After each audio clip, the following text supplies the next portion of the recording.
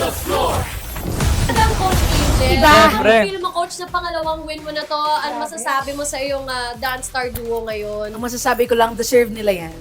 Congrats, ang galing mo. Hindi, matapos yung pinakita nyo sa, especially sa dance-off, na talagang pinaramdam nyo sa lahat na lumalaban kayo. Kasi naipakita nyo na yun ang performance natin. Wala naman ako masasabi doon.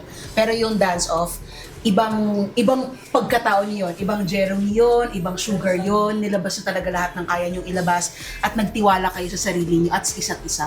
Kaya deserve niyo yan. Congrats. guys. Thank you. Ayun. God bless. Oh, so ating winning duo naman, ano namang message niya for Coach Angel? Thank you, Coach, sa pagtatsaga mo kasi alam mo naman, alam niya na hindi ko genre. Tapos lagi niya sinasabi sa akin na buti hindi ka, ano ba yun? Sinasabi sa akin, hindi ka, basta may tawag dyan, anti-chona ba yun? Anti-chona? Ha? Hindi ka attitude. Ayun, attitude. Kasi minsan po, pag tinuturuan niya ako, tulala na talaga ako. Kunyari, kak, gumagay siya, kak, ako, nakaganon ko. Parang kanina. Nakaganon na lang ako, dahil. Nung tinayo kanina sabi mo, Nag-stop. Tulala na. oo, Ganon. sabi ni Alden, Oo. nasan ka? Hindi ko alam.